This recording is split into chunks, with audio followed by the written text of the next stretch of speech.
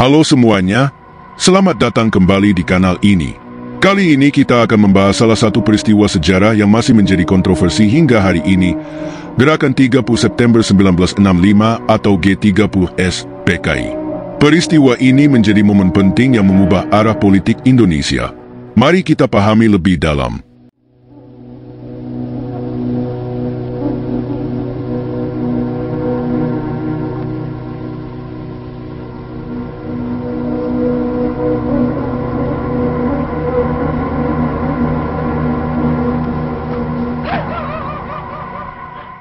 Apa itu G30S PKI? Peristiwa G30S PKI adalah tragedi sejarah yang terjadi di Indonesia pada malam 30 September hingga dini hari 1 Oktober 1965. Peristiwa ini melibatkan penculikan dan pembunuhan 6 jenderal Angkatan Darat serta 1 perwira menengah. Korban-korban tersebut kemudian ditemukan di sebuah sumur tua di kawasan Lubang Buaya, Jakarta Timur. Berikut adalah kronologi singkatnya. Malam 30 September 1965, kelompok yang menamakan diri Gerakan 30 September menculik 7 perwira TNI Angkatan Darat dari rumah mereka masing-masing di Jakarta. 3 Oktober 1965, jenazah para perwira ditemukan di sumur tua Lubang Buaya setelah operasi militer yang dipimpin oleh Mayor Jenderal Soeharto.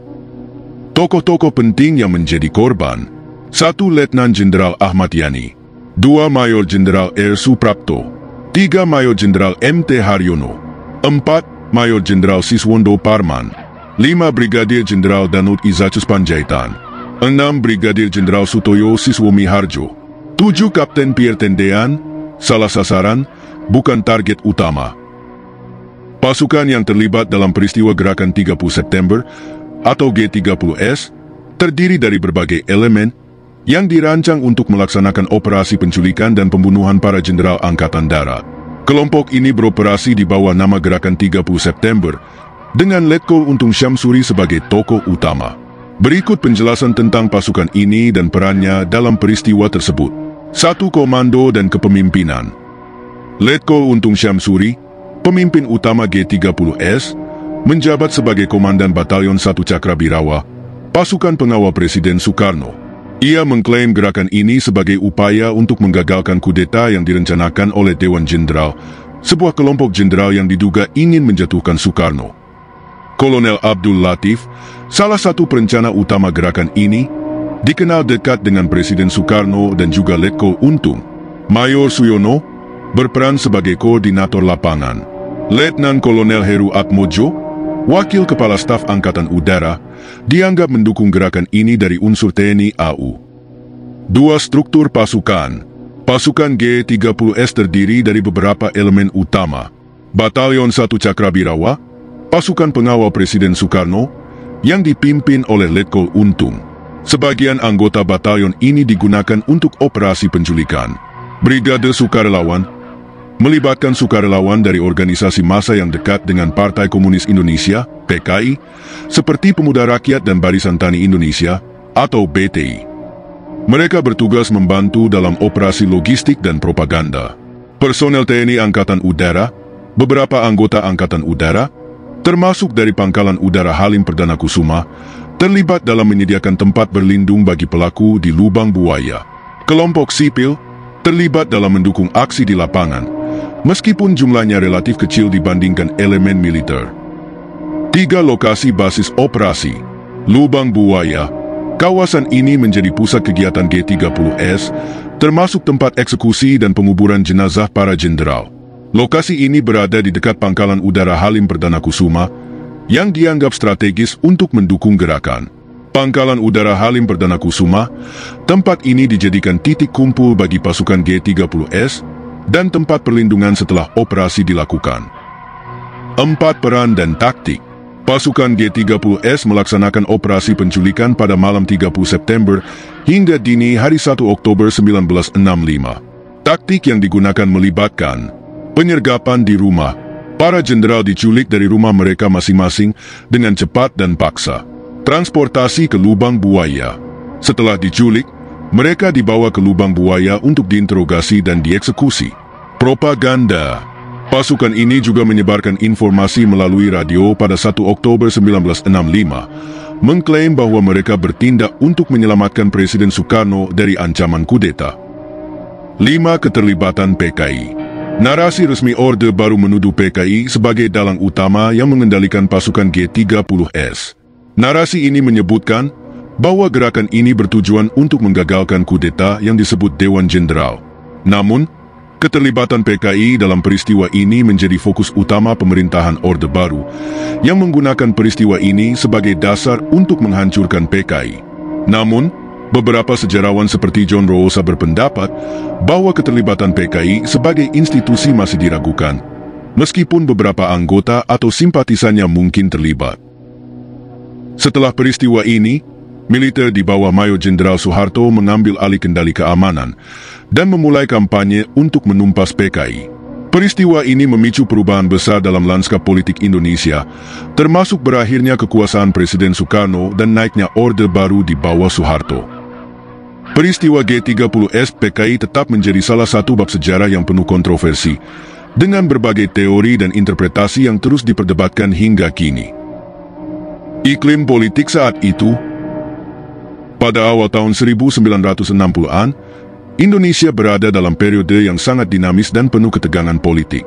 Berikut adalah gambaran singkat tentang situasi politik saat itu, dengan fokus pada hubungan antara militer dan Partai Komunis Indonesia, atau PKI. 1. Dominasi politik Soekarno. Presiden Soekarno memimpin dengan visi besar tentang Nasakom, nasionalisme, agama, dan komunisme, yang bertujuan untuk menyatukan semua elemen ideologis utama di Indonesia. Gagasan ini mencerminkan pendekatan Soekarno untuk menjaga keseimbangan politik di tengah perbedaan ideologi yang tajam antara kelompok nasionalis, agama, dan komunis. Namun, implementasi Nasakom seringkali menciptakan ketegangan antara kelompok-kelompok ini, terutama antara militer dan PKI. 2. Kebangkitan PKI. Pada masa ini, PKI menjadi salah satu partai komunis terbesar di dunia di luar Uni Soviet dan Tiongkok. Partai ini memiliki jaringan kuat di kalangan buruh, petani, dan organisasi masyarakat lainnya, seperti Barisan Tani Indonesia, atau BTI, dan Gerakan Wanita Indonesia, atau Gerwani. PKI juga mendukung berbagai kebijakan Soekarno, termasuk konfrontasi terhadap Malaysia dalam rangka mewujudkan visi Ganyang Malaysia. Dukungan ini membuat PKI semakin dekat dengan Soekarno, yang memberi mereka pengaruh politik yang signifikan. 3. Ketegangan dengan militer. Meskipun PKI berkembang pesat, mereka menghadapi oposisi keras dari militer, terutama Angkatan Darat. Ada beberapa alasan utama di balik ketegangan ini. Perbedaan ideologi, militer cenderung berhaluan nasionalis atau religius, sementara PKI adalah partai komunis yang mendukung ideologi Marxisme-Leninisme. Persaingan kekuasaan. PKI dan militer bersaing untuk mendapatkan pengaruh politik di pemerintahan Soekarno. Kebijakan land reform. PKI mendukung program reformasi agraria yang seringkali bertentangan dengan kepentingan elit lokal dan militer yang memiliki lahan luas. 4. Situasi ekonomi yang memburuk. Ekonomi Indonesia pada masa itu berada dalam kondisi kritis. Inflasi yang tinggi, kelangkaan bahan pokok, dan kebijakan konfrontasi dengan Malaysia yang menguras anggaran negara memperburuk situasi. Kondisi ini menciptakan ketidakpuasan di masyarakat dan meningkatkan ketegangan antara kelompok politik yang saling menyalahkan. 5. Keterlibatan asing. Dalam konteks Perang Dingin, Indonesia menjadi medan pertarungan ideologi antara Blok Barat, AS dan sekutunya, dan Blok Timur, Uni Soviet dan Tiongkok. AS dan sekutunya khawatir akan meluasnya pengaruh komunis di Asia Tenggara. Mereka mendukung militer Indonesia sebagai kekuatan anti-komunis. Uni Soviet dan Tiongkok memberikan dukungan kepada PKI untuk memperkuat gerakan komunis di Indonesia. Ketegangan politik yang memuncak pada tahun 1965 adalah hasil dari persaingan ideologis, konflik kepentingan, dan pengaruh internasional. Ketidakharmonisan antara militer dan PKI menciptakan situasi yang sangat rentan terhadap konflik besar, yang akhirnya meletus dalam bentuk peristiwa G30S PKI. Iklim politik ini menjadi latar belakang penting untuk memahami bagaimana peristiwa tersebut tidak hanya dipengaruhi oleh aktor-aktor domestik, tetapi juga oleh dinamika geopolitik global pada era Perang Dingin. Motif di balik kudeta. Peristiwa G30S PKI memunculkan berbagai teori tentang motif di balik upaya kudeta tersebut. Berikut beberapa dugaan yang sering diangkat oleh sejarawan dan peneliti. 1. Upaya PKI untuk merebut kekuasaan. Teori ini menyatakan bahwa PKI, sebagai partai komunis terbesar di Indonesia saat itu, berupaya menggulingkan militer dan mengambil alih kendali negara. Dugaan ini didasarkan pada peran sejumlah anggota PKI dalam gerakan 30 September, serta hubungan dekat PKI dengan Presiden Soekarno dan ideologi komunis internasional. 2. Intrik internal militer. Beberapa sejarawan berpendapat bahwa peristiwa ini adalah bagian dari konflik internal di tubuh Angkatan Darat. Faksi militer tertentu mungkin menggunakan situasi ini untuk melemahkan rival mereka di dalam institusi, termasuk jenderal-jenderal yang dikenal loyal kepada Soekarno. 3. Operasi yang didukung asing. Ada dugaan bahwa kekuatan asing, seperti Amerika Serikat dan Inggris, berperan di balik layar untuk mendorong penghancuran PKI. Kedua negara ini khawatir terhadap meluasnya pengaruh komunis di Asia Tenggara, terutama setelah keberhasilan revolusi komunis di Tiongkok dan Vietnam. 4. Ketakutan militer terhadap dominasi PKI. Sebelum G30S, PKI semakin kuat, terutama dengan dukungan Soekarno. Partai ini memiliki massa pendukung yang besar, termasuk di kalangan buruh, petani, dan organisasi masyarakat. Militer, yang menganggap PKI sebagai ancaman ideologis dan politik, mungkin melihat G30S sebagai alasan untuk menyingkirkan PKI sepenuhnya. Tindakan keras berikutnya. Setelah G30S, Angkatan Darat, di bawah kendali Jenderal Soeharto, melancarkan operasi besar-besaran untuk menghancurkan PKI. Operasi ini mencakup penangkapan massal anggota PKI dan simpatisannya, pembunuhan massal yang diperkirakan menewaskan antara 500.000 hingga 1 juta orang, pelarangan resmi terhadap ideologi komunisme dan organisasi terkait di Indonesia. Langkah-langkah ini sering dianggap sebagai upaya untuk menghilangkan ancaman politik PKI, sekaligus memperkuat kontrol militer di bawah kepemimpinan Soeharto. Motif di balik peristiwa G30S PKI tetap menjadi bahan perdebatan, dengan banyaknya teori yang menawarkan perspektif berbeda. Namun yang jelas, peristiwa ini membawa dampak besar terhadap masyarakat, politik, dan sejarah Indonesia, terutama dalam pembentukan Orde Baru. Kesalahpahaman umum. Peristiwa G30S PKI telah menjadi salah satu peristiwa sejarah yang paling kontroversial dan penuh dengan berbagai kesalahpahaman. Berikut adalah beberapa kesalahpahaman umum yang sering muncul terkait peran PKI dan pengaruhnya dalam peristiwa tersebut. 1. Apakah PKI dalang utama G30S? Narasi resmi, pemerintahan Orde Baru menyatakan bahwa PKI adalah dalang utama di balik gerakan 30 September dengan tujuan menggulingkan pemerintah dan mengubah Indonesia menjadi negara komunis. Analisis historis. Banyak sejarawan, seperti John Roosa dalam bukunya Pretext for Mass Murder, menyatakan bahwa keterlibatan PKI sebagai institusi masih diragukan. Bukti yang mengaitkan seluruh organisasi PKI dengan peristiwa ini dianggap lemah dan didasarkan pada narasi propaganda. Memang, beberapa tokoh yang terlibat, seperti D.N. Aidit, ketua PKI, diduga mendukung gerakan ini. Namun, tidak ada bukti bahwa seluruh struktur PKI, termasuk basis masanya, terlibat secara langsung dalam perencanaan atau pelaksanaan G30S. 2. Sejauh mana pengaruh PKI sebelum G30S? Kesalahpahaman. PKI sering dianggap sudah terlalu dominan dan memiliki kendali penuh atas politik Indonesia sebelum 1965. Faktanya, PKI adalah salah satu partai politik terbesar di Indonesia pada masa itu, dengan dukungan yang signifikan dari buruh, petani, dan organisasi masyarakat lainnya. Meskipun memiliki pengaruh besar, PKI tidak sepenuhnya dominan. Militer, terutama Angkatan Darat, masih memiliki kekuatan signifikan yang menjadi penyeimbang. Dukungan PKI kepada Soekarno sering dianggap sebagai alasan utama kekuatannya, tetapi hubungan ini juga menciptakan ketegangan dengan kelompok lain, termasuk militer. 3. Kesalahpahaman tentang Dewan Jenderal. Narasi resmi, gerakan 30 September dikatakan bertujuan mencegah kudeta oleh Dewan Jenderal, sekelompok perwira tinggi militer yang diduga berencana menggulingkan Presiden Soekarno. Analisis, tidak ada bukti konkret yang mendukung keberadaan Dewan Jenderal. Sebagian besar peneliti menganggap klaim ini sebagai alasan yang diciptakan untuk membenarkan tindakan G30S. Tuduhan ini juga digunakan oleh Orde Baru untuk memperkuat narasi bahwa PKI dan G30S adalah ancaman nyata terhadap stabilitas negara. 4. Kesalahpahaman tentang organisasi massa yang terlibat. Narasi resmi, organisasi yang dekat dengan PKI, seperti Gerwani dan Pemuda Rakyat, dituduh melakukan tindakan brutal terhadap para jenderal di Lubang Buaya. Faktanya, penelitian menunjukkan bahwa banyak tuduhan yang diarahkan kepada Gerwani dan organisasi lainnya sangat dilebih-lebihkan atau bahkan tidak berdasar. Propaganda Orde Baru memperkuat narasi ini untuk membangun kebencian terhadap PKI dan pendukungnya. 5. Kesalahan pemahaman tentang dukungan asing. Kesalahpahaman, PKI sering digambarkan sepenuhnya berada di bawah kendali Uni Soviet atau Tiongkok. Faktanya, PKI memang memiliki hubungan dengan kedua negara tersebut, tetapi mereka juga berusaha menyesuaikan ideologi komunis dengan konteks Indonesia. Tuduhan ini sering digunakan oleh blok barat untuk memperkuat narasi bahwa Indonesia berada di ambang menjadi negara satelit komunis, yang kemudian membenarkan keterlibatan asing dalam menyingkirkan PKI. Kesalahpahaman tentang peran PKI dalam G30S seringkali berasal dari narasi resmi yang dibangun oleh Orde Baru untuk memperkuat legitimasi politiknya.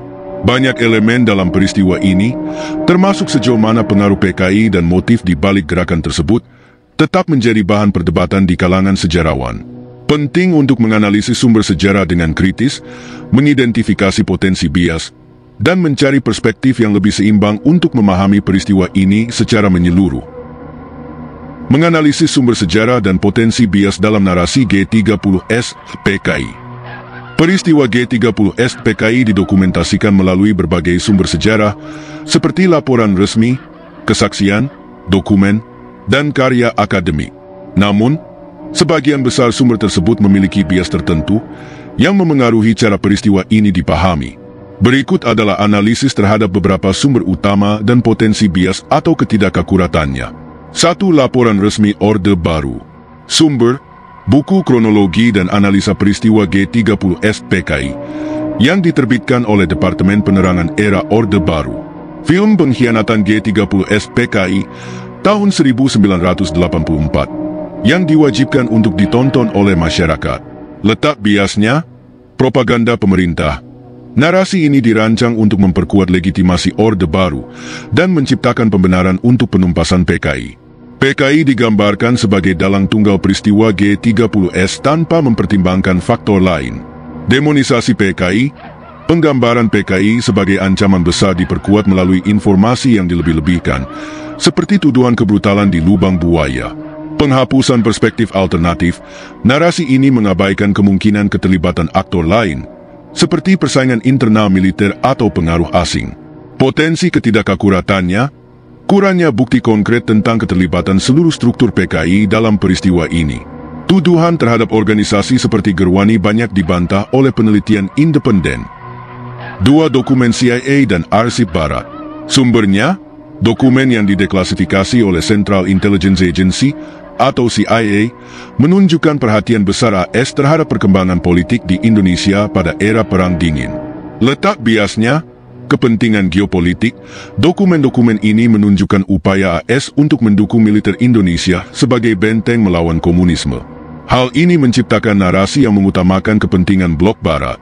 Minimnya perspektif lokal, analisis seringkali berpusat pada kepentingan strategis AS tanpa mempertimbangkan dinamika internal Indonesia secara mendalam. Potensi ketidakakuratannya, kesimpulan tentang PKI sebagai ancaman besar mungkin dilebih-lebihkan untuk membenarkan intervensi. Informasi yang dikeluarkan seringkali dirancang untuk melayani tujuan politik tertentu. 3. Kesaksian pelaku dan saksi mata. Sumbernya, wawancara dengan pelaku seperti Letkol Untung, Kolonel Abdul Latif, dan pihak lain yang terlibat langsung dalam peristiwa. Kesaksian masyarakat sekitar Lubang Buaya. Letak biasnya, subjektivitas pelaku, kesaksian dari pelaku seringkali dipengaruhi oleh posisi mereka dalam peristiwa tersebut dan kebutuhan untuk membela diri. Tekanan politik, banyak saksi mungkin dipaksa memberikan pernyataan tertentu selama pemerintahan Orde Baru. Potensi ketidakakuratannya, kesaksian yang tidak konsisten atau bertentangan dengan bukti lain. Kurangnya dokumentasi independen untuk memverifikasi klaim. 4. Penelitian akademik independen. Sumbernya, buku Pretes Formas Murder oleh John Roosa. Penelitian oleh sejarawan seperti Benedict Anderson dan Ruth Esatahai Pronunciation V. Letak biasnya, perspektif akademik barat. Sebagian penelitian berangkat dari kerangka akademik barat yang terkadang kurang sensitif terhadap konteks sosial budaya Indonesia. Spekulasi, ketiadaan bukti konkret seringkali memaksa peneliti untuk mengajukan hipotesis yang masih diperdebatkan. Potensi ketidakakuratannya, hipotesis tentang peran aktor tertentu tidak selalu dapat diverifikasi. Interpretasi terkadang dianggap tidak seimbang oleh pihak yang lebih pro terhadap narasi resmi. 5 media massa dan literatur populer. Sumbernya, artikel berita dan literatur populer yang ditulis pada masa Orde Baru dan pasca reformasi. Letak biasnya, sensasionalisme, banyak artikel dan buku populer menggunakan narasi dramatis yang kurang didukung oleh bukti konkret. Pengaruh politik era reformasi, literatur pasca reformasi seringkali mencoba membalik narasi Orde Baru, tetapi tidak selalu bebas dari bias. Potensi ketidakakuratannya, penggunaan informasi yang tidak terverifikasi untuk menarik perhatian publik. Ketergantungan pada sumber sekunder yang sudah bias. Sumber sejarah tentang peristiwa G30S PKI dipengaruhi oleh berbagai kepentingan politik, ideologi, dan geopolitik. Untuk memahami peristiwa ini secara lebih objektif, diperlukan pendekatan kritis terhadap semua sumber, termasuk narasi resmi, dokumen asing, kesaksian, dan penelitian akademik. Mengidentifikasi bias dan ketidakakuratan adalah langkah penting untuk memperoleh pemahaman yang lebih seimbang dan adil tentang salah satu bab sejarah paling kompleks di Indonesia. Analisis peran propaganda dan penyensoran dalam membentuk narasi sejarah G30S PKI. Propaganda dan penyensoran memiliki peran penting dalam membentuk cara masyarakat memahami peristiwa sejarah, termasuk tragedi G30S PKI. Pemerintah Orde Baru di bawah Soeharto menggunakan kedua alat ini untuk mengontrol narasi sejarah, mempromosikan legitimasi politiknya, dan membenarkan tindakan keras terhadap lawan politik. Berikut adalah analisis mendalam tentang bagaimana propaganda dan penyensoran memengaruhi pembentukan narasi sejarah G30S PKI. 1. Propaganda pemerintah Orde Baru. Tujuan propaganda membentuk narasi bahwa PKI adalah ancaman utama terhadap stabilitas negara dan dalang tunggal di balik peristiwa G30S. Meningkatkan citra militer, khususnya Angkatan Darat, sebagai penyelamat bangsa dari kudeta komunis. Bentuk-bentuk propaganda. Film Pengkhianatan G30S PKI, tahun 1984. Film ini menjadi alat utama propaganda visual yang diwajibkan untuk ditonton di sekolah dan masyarakat umum. Narasi film menggambarkan PKI secara brutal, tanpa mempertimbangkan kompleksitas peristiwa. Buku dan materi pendidikan. Buku sejarah resmi menciptakan narasi tunggal tentang G30S yang menyalahkan PKI secara mutlak. Materi ini diajarkan di sekolah-sekolah tanpa ruang untuk interpretasi alternatif. Upacara dan peringatan resmi. Peringatan tahunan seperti Hari Kesaktian Pancasila pada 1 Oktober dirancang untuk memperkuat narasi pemerintah tentang ancaman komunisme. Dampak propaganda menciptakan kebencian massal terhadap PKI dan simpatisannya, menghilangkan ruang diskusi dan analisis alternatif, sehingga masyarakat hanya mengenal satu versi sejarah. 2. Penyensoran informasi alternatif. Penyensoran langsung, yaitu melalui pelarangan buku. Banyak buku yang mencoba menyajikan perspektif berbeda tentang peristiwa G30S PKI dilarang beredar oleh pemerintah Orde Baru.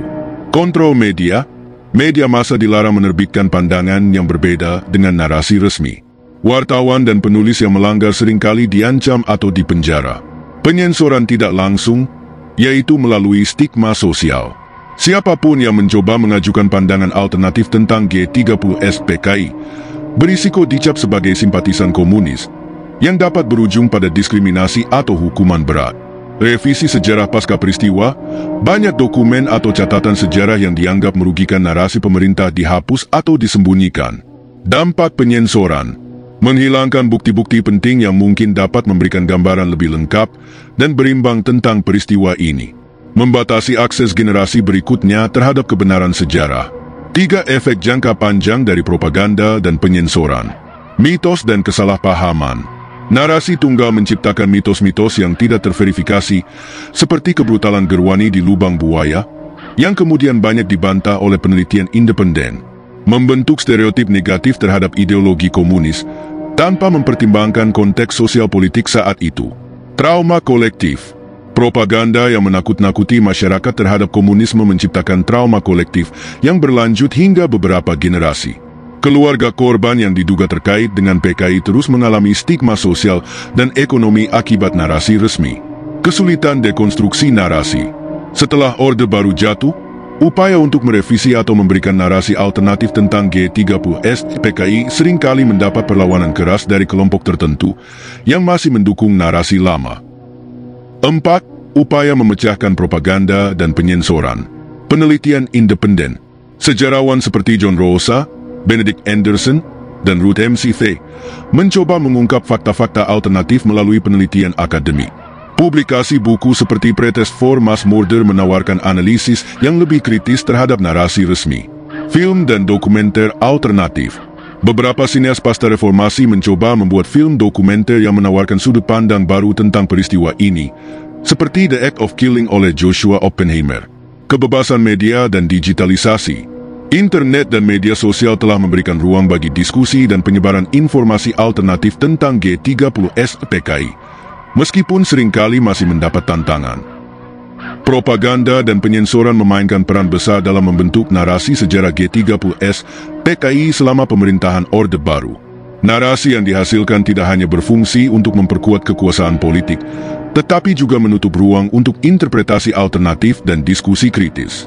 Upaya untuk memahami peristiwa ini secara objektif membutuhkan analisis terhadap bias yang tertanam dalam narasi resmi, serta keberanian untuk membuka akses terhadap sumber informasi yang sebelumnya disensor.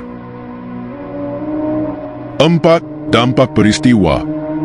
Konsekuensi jangka panjang peristiwa G30S PKI terhadap masyarakat dan politik Indonesia.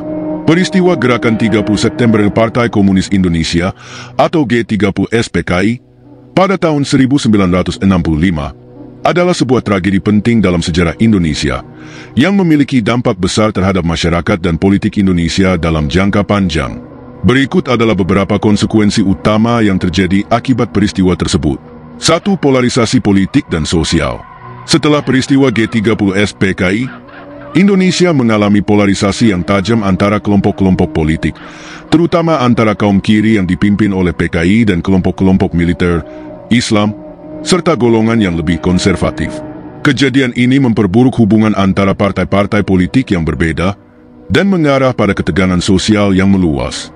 Pembantaian massal yang terjadi setelah G30S menyebabkan banyak orang yang dianggap memiliki hubungan dengan PKI, termasuk simpatisan atau sekadar terlibat dalam pemerintahan, menjadi sasaran kekerasan. 2. Penguatan rezim Orde Baru. Salah satu dampak terbesar dari peristiwa ini adalah penguatan posisi Soeharto dan militer di Indonesia. Setelah G30S, Soeharto mengambil alih kekuasaan dari Presiden Soekarno dan mendirikan rezim Orde Baru yang berlangsung hingga 1998. Orde Baru memperkenalkan kebijakan otoriter yang membatasi kebebasan politik, mengekang oposisi, dan meningkatkan peran militer dalam pemerintahan. Soeharto dan militer memanfaatkan ketakutan terhadap komunisme untuk memperkuat kekuasaan mereka dan mengurangi pengaruh partai-partai politik lainnya. 3. Penghapusan komunisme dan pembatasan kebebasan politik. G30S PKI juga berdampak pada penghapusan ideologi komunis di Indonesia. PKI, yang sebelumnya merupakan salah satu partai terbesar di Indonesia, dibubarkan dan dipersekusi habis-habisan. Banyak anggota PKI ditangkap, disiksa, atau dibunuh tanpa proses hukum yang jelas. Bahkan, masyarakat yang dianggap memiliki afiliasi dengan komunisme juga diperlakukan dengan sangat keras. Kebebasan politik dibatasi dengan munculnya pembungkaman terhadap kelompok-kelompok kiri dan oposisi. Ini menciptakan iklim politik yang sangat terkendali dan menutup ruang bagi perbedaan pendapat. 4. Konsekuensi sosial dan psikologis. Pembantaian massal pasca G30S mengakibatkan trauma mendalam bagi banyak keluarga dan komunitas di Indonesia.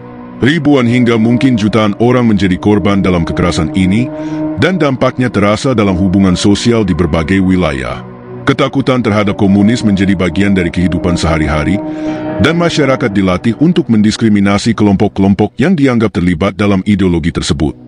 Trauma psikologis dan sosial ini bertahan lama, dengan beberapa orang yang terpaksa menjalani hidup sebagai korban pembunuhan massal atau penyiksaan yang tak pernah diungkapkan. 5. Pendidikan sejarah yang terbatas dan kontroversial. Dalam era Orde Baru, sejarah G30S PKI dipelintir dan diajarkan secara sepihak dengan tujuan untuk mendiskreditkan PKI dan komunisme. Sebaliknya, Soeharto dan militer digambarkan sebagai pahlawan yang menyelamatkan bangsa Indonesia dari ancaman komunis. Akibatnya, generasi-generasi muda Indonesia yang tumbuh selama era Orde Baru memiliki pemahaman sejarah yang sangat terbatas dan terkadang penuh bias, yang kemudian menciptakan perdebatan panjang tentang kebenaran sejarah G30S PKI yang sampai sekarang belum sepenuhnya terselesaikan. 6. Pengaruh terhadap kebijakan ekonomi.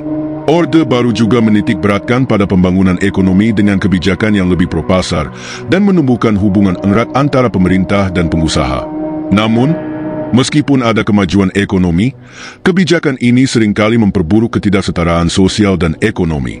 Ketergantungan pada militer dan oligarki bisnis menjadi semakin dominan, sementara kebebasan politik tetap sangat terbatas. 7. Perubahan dalam struktur sosial dan keamanan. Ketegangan politik dan sosial yang ditimbulkan oleh G30S PKI juga memengaruhi struktur sosial di Indonesia.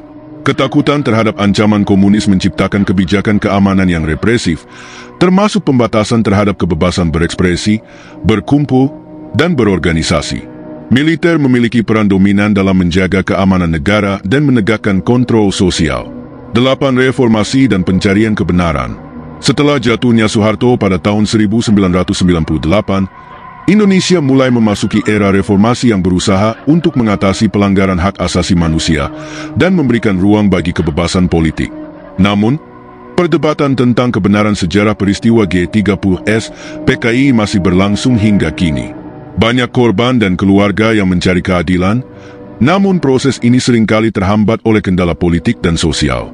Pengungkapan kebenaran mengenai G30S PKI menjadi sebuah isu sensitif yang belum sepenuhnya diselesaikan dalam kehidupan politik Indonesia.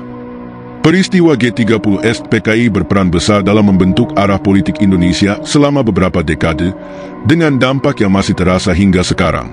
Pemisahan politik yang tajam, kekerasan sosial, penguatan rezim otoriter, dan pembatasan kebebasan berpendapat adalah beberapa dari konsekuensi jangka panjang yang memengaruhi masyarakat dan politik Indonesia hingga era reformasi. Dampak peristiwa G30S PKI terhadap militer, Partai Komunis Indonesia, PKI, dan penduduk sipil. Dampak peristiwa G30S PKI terhadap militer, Partai Komunis Indonesia, atau PKI, dan penduduk sipil sangat signifikan dan meluas dalam berbagai aspek kehidupan sosial, politik, dan ekonomi di Indonesia. Berikut ini adalah analisis lebih mendalam terhadap dampak peristiwa tersebut terhadap ketiga kelompok ini. 1. Dampak terhadap militer. Peristiwa G30S PKI mengubah peran dan posisi militer dalam kehidupan politik Indonesia secara drastis. Berikut adalah beberapa dampak besar terhadap militer. Peningkatan kekuatan dan dominasi militer. Setelah G30S PKI, militer yang sebelumnya berperan dalam menjaga keamanan negara, menjadi pilar utama dalam struktur pemerintahan Orde Baru. Soeharto, yang pada waktu itu menjabat sebagai Komando Operasi Pemulihan Keamanan dan Ketertiban atau Kopkamtib, mengambil alih pemerintahan dari Presiden Soekarno dan menjadi Presiden Indonesia. Militer menggunakan peristiwa ini untuk memperkuat posisi mereka dan menjadikan dirinya sebagai kekuatan yang tak terpisahkan dari politik Indonesia. Militerisasi pemerintahan. Dalam periode Orde Baru, militer mendominasi berbagai aspek pemerintahan dan kehidupan sosial. Banyak posisi penting dalam pemerintahan, ekonomi, dan bisnis yang dipegang oleh perwira militer. Tindakan-tindakan seperti penunjukan pejabat militer di daerah, militerisasi daerah, semakin memperkuat kontrol mereka terhadap negara. Legitimasi dalam menanggulangi ancaman komunis. Militer memperoleh legitimasi yang kuat dalam peran mereka untuk membasmi komunisme. G30S PKI digunakan oleh militer sebagai alasan untuk menanggulangi ancaman terhadap negara, yang memungkinkan mereka melakukan tindakan represif terhadap siapa saja yang dicurigai terlibat dengan komunisme, termasuk pembantaian massal dan penangkapan tanpa proses hukum. Pembangunan kekuatan militer yang lebih tangguh. Setelah peristiwa tersebut, anggaran militer dan kekuatan militer Indonesia semakin besar. Peran militer dalam politik dan keamanan Indonesia tidak hanya terpusat pada pemerintahan, tetapi juga di masyarakat. 2. Dampak terhadap Partai Komunis Indonesia, PKI. PKI sebagai partai yang terlibat langsung dalam peristiwa G30S PKI mengalami dampak yang sangat besar dan menghancurkan bagi eksistensinya. Beberapa dampaknya adalah pembubaran dan penindasan PKI.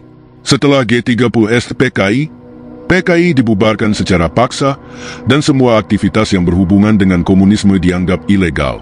Banyak anggota PKI, mulai dari pemimpin hingga simpatisan, diburu, diadili, dan dihukum mati tanpa pengadilan yang adil. Keberadaan PKI sebagai partai politik di Indonesia secara efektif dihapuskan. Persekusi terhadap anggota dan simpatisan PKI. Peristiwa G30S diikuti dengan pembantaian massal yang menargetkan mereka yang dianggap terlibat dengan PKI atau dianggap simpatisan komunis. Penangkapan, penyiksaan, dan pembunuhan terjadi di seluruh Indonesia yang menyebabkan sekitar 1 juta orang menjadi korban. Bahkan, keluarga atau keturunan anggota PKI seringkali menghadapi diskriminasi seumur hidup, stigmatisasi dan ketakutan yang berlanjut.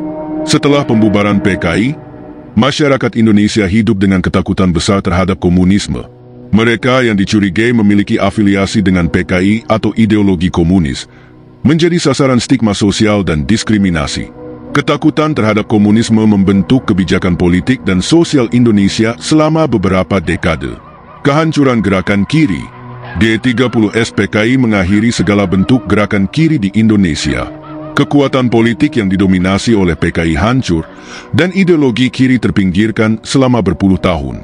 Ini membuka jalan bagi dominasi ideologi pro-pasar dan pemerintahan otoriter yang didukung oleh militer.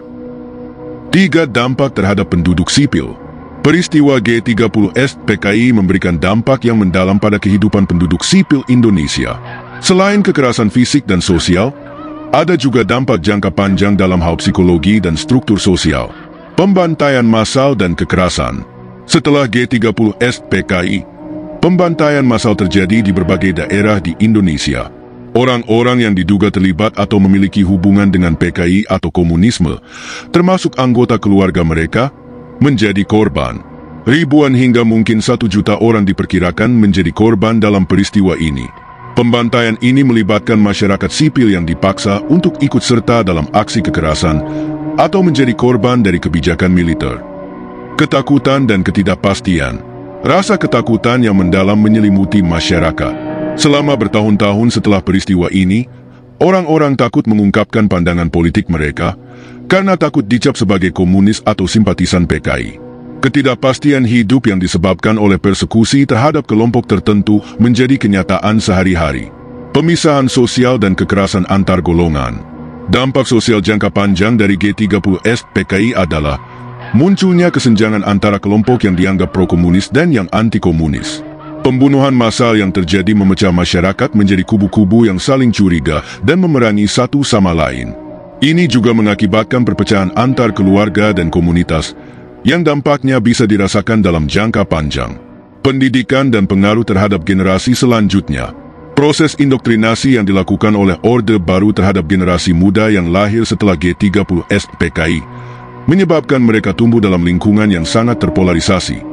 Pendidikan sejarah tentang G30S PKI yang bias dan dikendalikan oleh pemerintah Orde Baru membuat generasi muda kurang memahami kompleksitas kejadian tersebut dan seringkali hanya melihatnya dari satu perspektif saja, yaitu sebagai upaya pembelaan terhadap militer dan penghapusan komunisme. Penyingkiran dan disfungsionalitas keluarga. Banyak keluarga yang terpecah dan kehilangan anggota keluarga mereka karena peristiwa ini.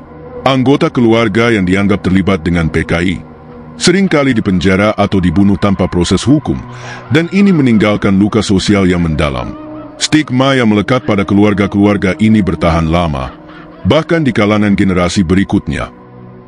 Peristiwa G30S PKI menimbulkan dampak yang mendalam dan jangka panjang terhadap militer, PKI, dan penduduk sipil di Indonesia.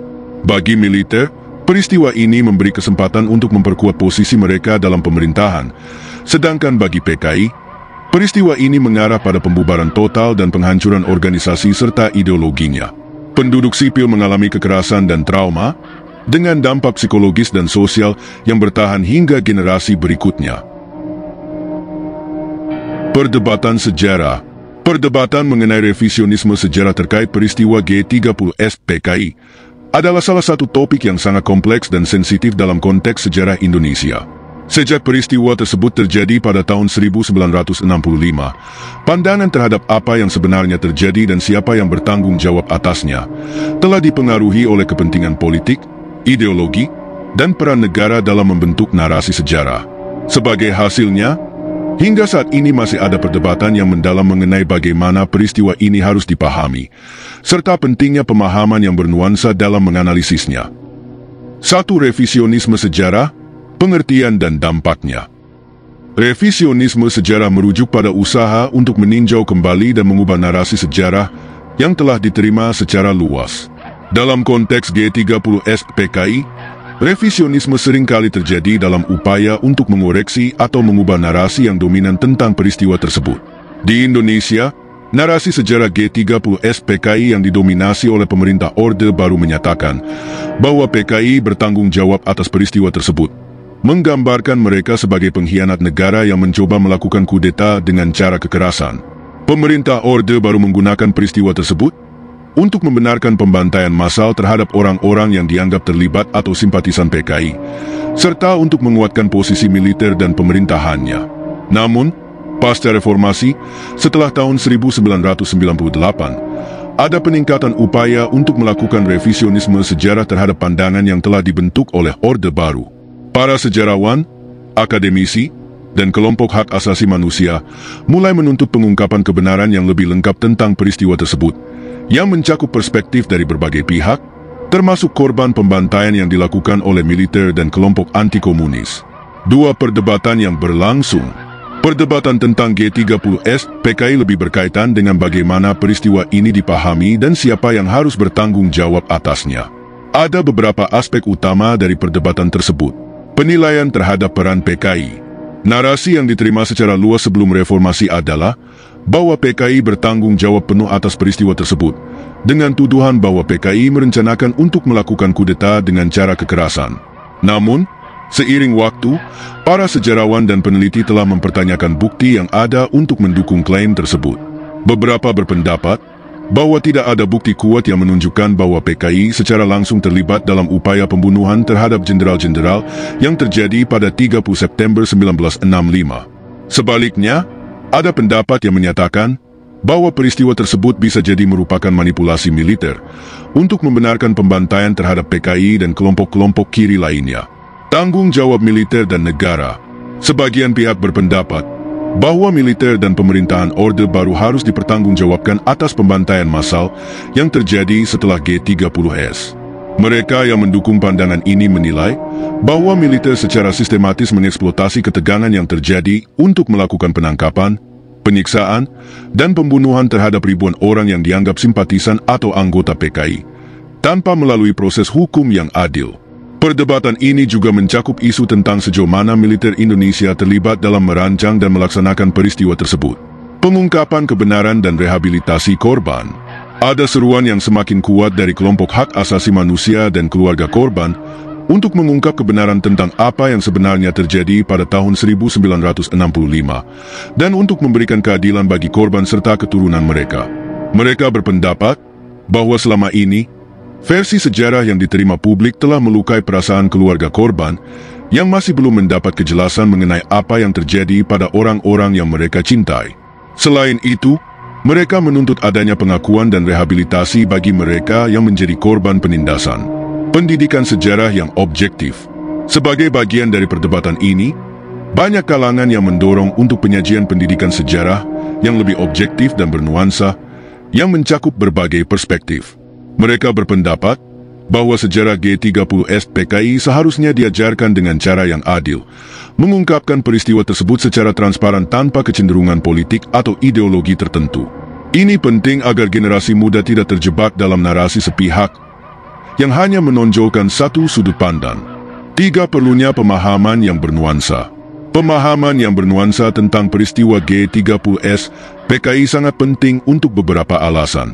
Menghindari polarisasi lebih lanjut. Jika sejarah hanya dipahami dalam satu dimensi, seperti dengan menuding satu pihak sebagai pihak yang sepenuhnya bersalah, maka polarisasi dalam masyarakat akan terus berlanjut.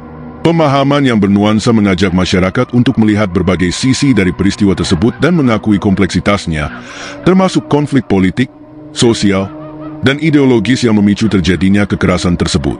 Pentingnya keadilan sejarah. Pemahaman yang bernuansa juga berhubungan dengan pentingnya mengakui penderitaan berbagai pihak yang terlibat. Ini bukan hanya tentang memberikan keadilan kepada korban yang disiksa dan dibunuh pasca G30S, tetapi juga tentang merangkul dan menyembuhkan luka kolektif bangsa Indonesia yang masih terasa hingga kini. Mengurangi stigma terhadap kelompok tertentu. Pemahaman yang lebih komprehensif dan bernuansa dapat membantu mengurangi stigma terhadap mereka yang dianggap terlibat dengan PKI. Stigma ini masih bertahan dan mempengaruhi kehidupan banyak keluarga yang keturunannya dianggap terlibat dengan komunisme, bahkan hingga generasi penerus mereka. Dengan pendekatan yang lebih objektif, diharapkan pemahaman yang lebih adil dan inklusif dapat tercipta, menumbuhkan dialog dan rekonsiliasi. Sebuah pemahaman sejarah yang lebih bernuansa membuka ruang bagi dialog dan rekonsiliasi antara pihak-pihak yang terlibat dalam peristiwa tersebut. Dengan melihat peristiwa G30S PKI dari berbagai perspektif, masyarakat Indonesia dapat mulai mendiskusikan secara terbuka dan jujur tentang kesalahan dan kekeliruan yang terjadi, serta mencari jalan untuk memperbaiki hubungan sosial yang rusak akibat peristiwa tersebut. 4. Tantangan dalam menyelesaikan perdebatan. Meskipun pemahaman yang lebih bernuansa tentang G30S PKI sangat penting, masih ada berbagai tantangan dalam mencapainya. Kepentingan politik. Banyak pihak yang masih berpegang pada pandangan sejarah yang menguntungkan kepentingan politik mereka.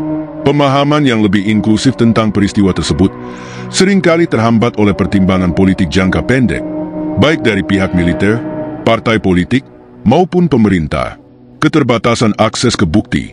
Proses pengungkapan kebenaran seringkali terkendala oleh keterbatasan akses ke bukti yang dapat membuktikan keterlibatan atau peran masing-masing pihak dalam peristiwa tersebut. Banyak dokumen yang masih tertutup dan banyak saksi yang sudah meninggal. Resistensi sosial. Di masyarakat, terutama di kalangan mereka yang masih hidup dengan ingatan kuat terhadap peristiwa G30S PKI, terdapat resistensi terhadap revisi atau perubahan narasi sejarah. Beberapa kelompok lebih memilih untuk tetap mempertahankan narasi lama karena ketakutan akan perubahan sosial, atau kekhawatiran akan meruntuhkan kepercayaan mereka terhadap negara dan ideologi tertentu. Perdebatan tentang G30S PKI dan revisi sejarah terkait peristiwa tersebut menggambarkan ketegangan antara keinginan untuk mengungkapkan kebenaran dan kekhawatiran terhadap perpecahan sosial lebih lanjut. Pemahaman yang bernuansa tentang peristiwa ini sangat penting untuk mengurangi polarisasi, memberikan keadilan bagi korban, serta menumbuhkan rekonsiliasi sosial. Namun, jalan menuju pemahaman yang lebih komprehensif masih dipenuhi dengan tantangan politik, sosial, dan historis yang harus diatasi untuk mencapai kebenaran dan perdamaian bagi seluruh rakyat Indonesia. 5. Melangkah maju. Sejarah adalah cermin masa lalu yang membentuk jalan kita menuju masa depan. Peristiwa G30S PKI adalah salah satu titik penting dalam perjalanan sejarah Indonesia yang penuh dengan kontroversi, ketegangan, dan penderitaan. Hingga saat ini, pemahaman kita tentang apa yang terjadi pada tahun 1965 seringkali dipengaruhi oleh narasi sepihak yang dibentuk oleh kekuatan politik tertentu. Namun, untuk benar-benar memahami peristiwa ini, kita perlu membuka mata terhadap berbagai perspektif dan melibatkan diri dalam pemikiran kritis.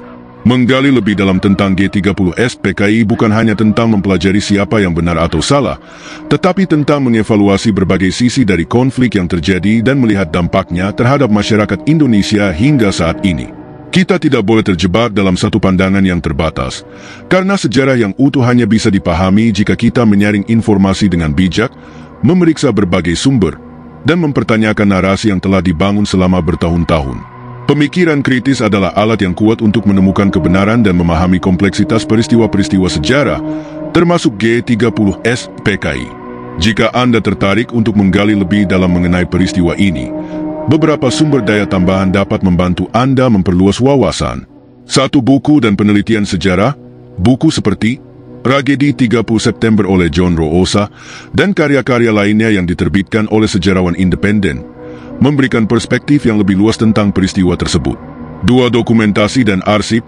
Lembaga-lembaga seperti Komnas HAM dan Arsip Nasional Republik Indonesia memiliki dokumen dan arsip yang memberikan gambaran yang lebih objektif tentang peristiwa ini. 3. Diskusi dan forum publik.